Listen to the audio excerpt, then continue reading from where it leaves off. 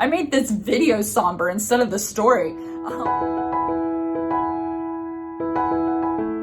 Hello dears, Natalie Locke here with episode 27 of Write the Story, where I give you a prompt out of this book and 10 words to include in your own flash fiction for the book. You can do it like I do, where you take 10 minutes or less to outline and then 20 minutes to draft, or you can set no time limit at all and just write the story for yourself.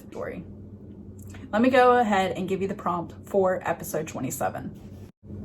On the campaign trail, the words to include are President, Dove, Tremble, Column, United, Secretary, Impression, Soup, Milk, and Armor. Now, here's where I tell you about my outline, and then I tell you the differences between my outline and my story.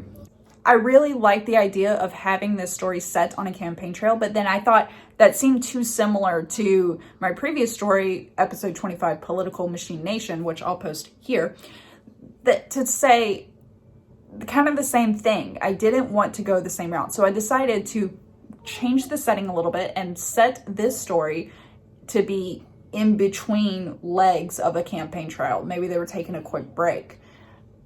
And that's the route I went. So I didn't want this to be a presidential campaign, but I did say, who knows, one day you could be president. And I kind of kept that the same thing. It's something that I gave to the campaign manager of something they say anytime the main character shows an ounce of complaining. I'll say that that one stayed the same. I did change how I use soup. First, I was going to have them sipping soup, and then you could see the steam cutting through the crisp air. But I was like, nope. So I gave them coffee, but they said they should have had soup after their stomach rumbled. And it's at sunset, so them having coffee even, you just know their entire sleep schedule's out of whack. Like, a lot of things are just odd for them. For Dove, I put a dove flying across the lake. That stayed the same. For United, I said family is shown as a united front, sending the impression of a perfect family. So that actually stayed the same. And then for Column, I had him standing against the rock column of his house, like he's out on a patio and looking out into the lake, kind of getting lost in thought. It's like, it's a quiet moment. He doesn't get that many quiet moments during this whole ordeal.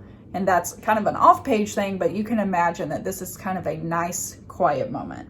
The tremble is because once his skin touched the cold rocks of the column, he shivered, he was cold. And then for the secretary, I had the secretary email him the itinerary for the next leg of the campaign trail. And then the last one, I put armor. He needed armor to counter for any time his opponent did any mudslinging. But I didn't really like that, so I changed that. So the words that changed between me writing them down on this outline to actually writing the story was armor changed, soup changed. It's still referring to soup, but I changed the way how I refer it. Oh, by the way, milk was in his coffee, and I did keep that. So yeah, I think 2 out of 10 changed. So armor and soup. Everything else stayed the same. So I only had 8 out of 10 stayed the same between that line. But you know what? I twist it as like a positive, negative, and it's really not. It's neither. I wrote the story, and that's the goal. So now I'm going to read you the story. The sunset shimmered across the lake. Xander stepped out on his patio, milk coffee in hand. It may be bad to drink coffee so late, but the campaign trail had his entire sleep pattern upturned. He leaned against the rock column, releasing a tremble against the cool stones. His stomach gurgled. Maybe he should have had the soup instead of coffee. Xander stepped out to the railing. A dove flew across the sunset, making him wonder where its partner was. At least they didn't have to convey a united front with a fake impression of the perfect family. His phone chimed with an email, breaking Xander's thoughts.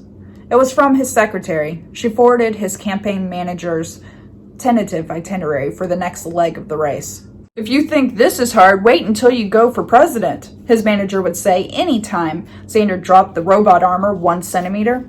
Xander turned to head back inside and fell to his knees instead.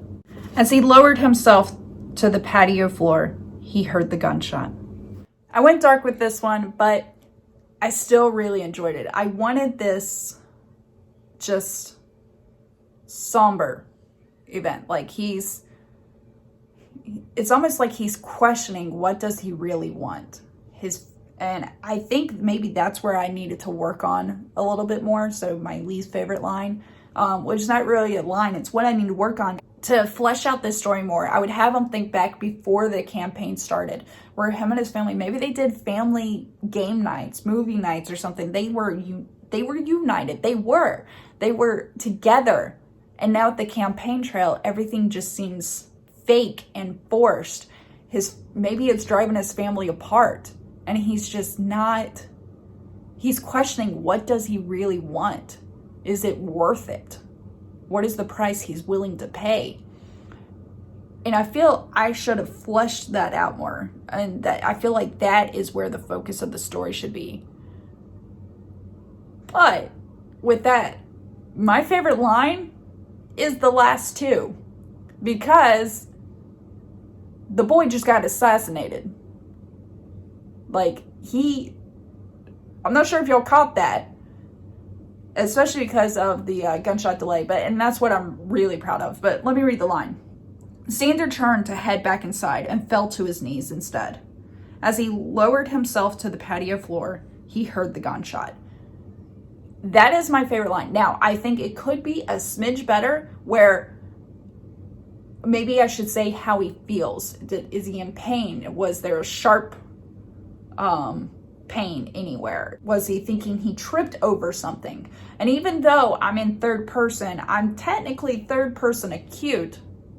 So I could jump into his head a little bit to get those feelings, those emotions, and how his well-being is in that moment. So that's a way it could have been fleshed out. And also it could gain suspense before I say, then he heard the gunshot. Because if you hear the gunshot, that means that the bullet was not meant for you, is the saying. Whereas he got shot, then he heard the gunshot. That means it was a distant shot, it was probably a professional, and they got him. Now, I think I should have conveyed where the pain was. Maybe he got shot in the neck. Maybe there's hope that he could recover from this. I don't know. But I feel like that, I still am proud of myself for remembering that tip about distant shots and putting this in the story. I don't know why I felt the need to kill him off, because I unlike from episode 25, Mr. Levitz is a bad character. Xander, think he's good. He maybe have done bad things, but I still think he's good. So he doesn't deserve to die. And if I ever expanded upon this story, he wouldn't. He might be injured. It might make him readjust in life on what's meaningful, but I don't think he would die. I think this is one of the most somber. I made this video somber instead of the story. So I'll just cut it here before I bring anyone else down. I hope you find enjoyment in your day, your week, your month, and your year.